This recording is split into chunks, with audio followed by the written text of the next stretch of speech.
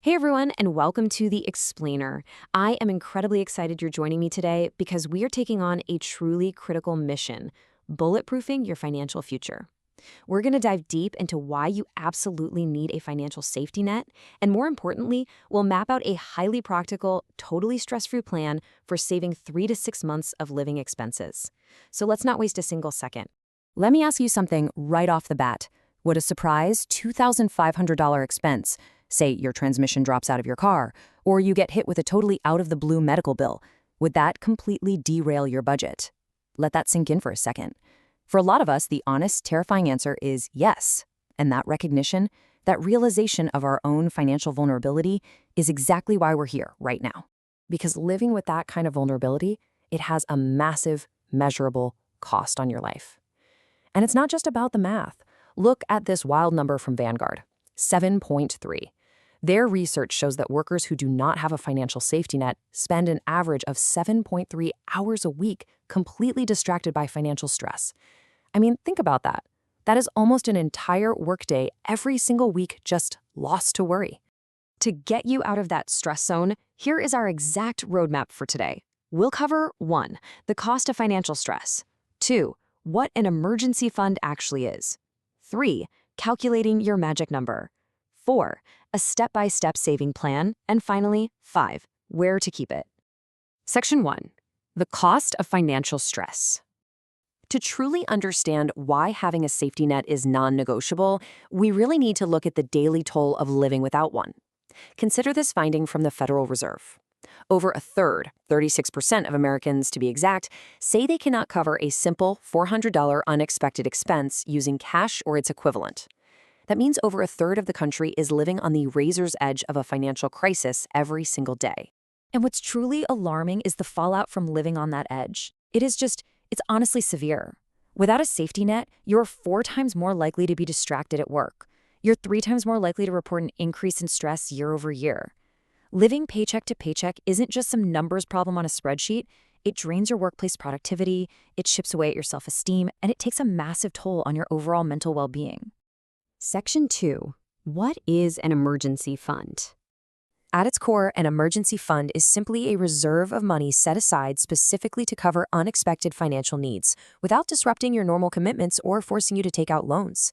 Think of it as your personal financial safety net for sudden crises. We're talking medical emergencies, a sudden job loss, a blown car engine.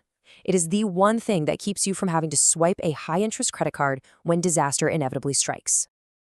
But here is a really crucial distinction. You need to understand what it is not. People confuse emergency funds with sinking funds all the time.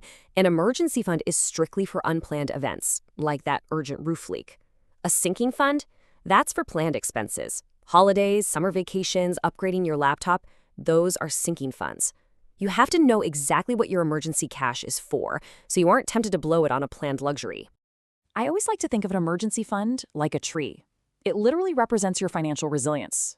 You plant the seed, you water it consistently with regular contributions, and over time it grows deep roots and strong branches.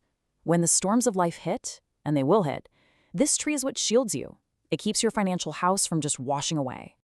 Section 3. Calculating your magic number. Okay, time to get into the math and find your specific number. But first, let's visualize where this cash is actually coming from. You've probably heard of the classic 50-30-20 budgeting rule. You allocate 50% of your income to needs, 30% to wants, and 20% to savings. That 20% savings slice, that is exactly where your emergency fund contributions need to originate every single month. Now, when we calculate your actual target, we are not looking at your current, comfortable lifestyle. Nope. We are looking for your floor monthly expenses. This is what you'd spend if you went into pure preservation mode.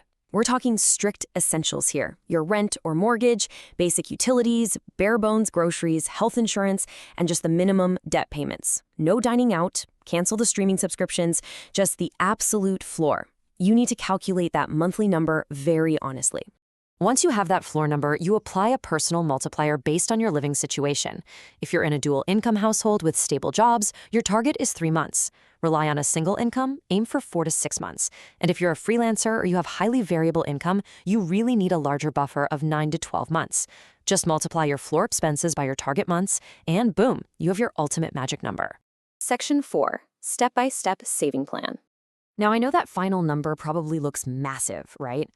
Don't panic. Following a sequence really inspired by Dave Ramsey's baby steps, we are going to do this in stages. Step 1, completely ignore that big months-long number for now. Just aim to save a $500 to $1,000 starter fund. That's going to cover a broken phone or a minor dental emergency without touching a credit card. Step 2, set up recurring automated transfers. And step 3, just let that automation quietly build your momentum all the way up to your fully funded target. Reaching that starter milestone is an absolute game changer. Vanguard's data shows that just hitting a baseline of $2,000 in emergency savings gives you a massive 21% boost to your overall financial well-being. Literally, just having that small initial buffer dramatically drops your everyday stress levels. Want to speed things up? Take full advantage of what we call mini windfalls. Whenever you get a tax refund, some birthday cash, or extra income from a side hustle, stash that bonus cash directly into the fund. It completely supercharges your savings timeline without impacting your day-to-day budget one bit. Section 5. Where to keep it. So where does this vault of cash actually live? You've got a choice, and the winner is absolutely clear. A high-yield savings account, or HYSA, is the perfect home for this money. Unlike a standard checking account that earns practically zero interest and makes it way too easy to accidentally spend your savings, an HYSA keeps your funds totally separate. It earns 4 to 5% interest, so the money grows steadily, but it still remains perfectly accessible when a true crisis hits. But to make absolutely sure you don't touch this vault, you have to enforce the Barefoot Investor's famous fire extinguisher rule. Treat this money exactly like a fire extinguisher. It is only for actual fires. Open a completely separate bank account. Do not attach a debit card to it. Do not connect it to your Apple Pay. Create intentional friction so it is completely out of sight and out of mind. You have to remove the temptation to spend it on a non-emergency. Which brings us right back to our tree. Maintaining this disciplined, highly separated setup acts as the deep roots for your financial future. It ensures your investments can just compound uninterrupted, and it builds a true, unshakable foundation for long-term financial stability and serious wealth building. I want to wrap up with a really powerful thought from Paulo Costa over at Vanguard. He says, emergency savings buy peace of mind and provide a buffer in case anything goes wrong. Always, always remember, when you're putting this money away, you aren't just hoarding cash. You are actively buying back your peace of mind, your focus at work, and your total freedom from anxiety. So I'll leave you with this final vital question. What is the very first micro step you are going to automate today to build your safety net? Please, don't wait for the next disaster to strike. Stop waiting. Open that high-yield savings account today. Set up a $25 automatic transfer and start planting the seeds of your financial security.